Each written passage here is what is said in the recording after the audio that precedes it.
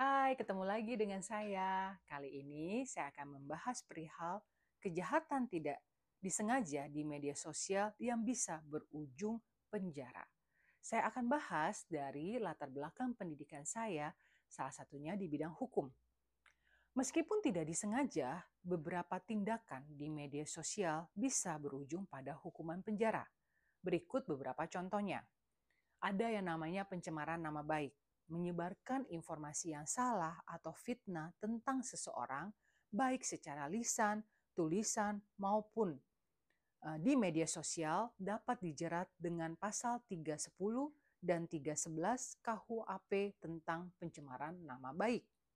Kemudian hoaks, menyebarkan berita bohong dapat menimbulkan keresahan atau keonaran di masyarakat dapat dijerat dengan pasal 14 dan 15 Undang-Undang ITE.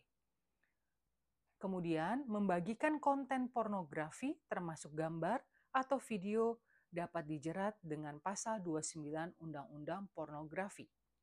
Kemudian, membagikan atau menggunakan karya orang lain tanpa izin seperti musik, film, atau desain dapat dijerat dengan pasal 113 Undang-Undang Hak Cipta.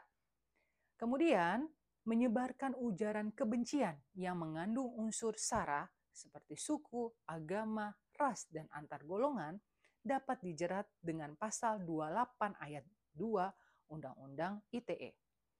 Aturan dan pasal yang bisa dikenakan terhadap pelaku kejahatan tidak disengaja di media sosial tergantung pada jenis pelanggaran yang dilakukan. Beberapa undang-undang dan pasal yang relevan. KUHP, Kitab Undang-Undang Hukum Pidana.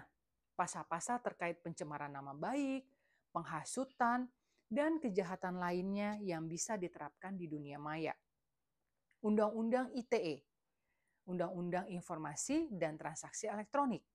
Pasal-pasal terkait penyebaran hoaks, ujaran kebencian, dan pelanggaran lainnya di dunia maya.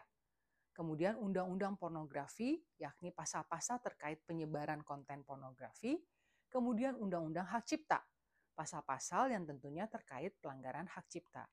Yang perlu menjadi catatan, hukuman penjara untuk kejahatan tidak sengaja di media sosial biasanya lebih ringan dibandingkan dengan kejahatan yang disengaja.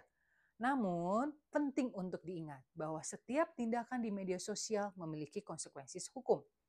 Sehingga penting untuk meningkatkan kesadaran hukum dan memahami konsekuensi dari tindakan yang dilakukan di media sosial.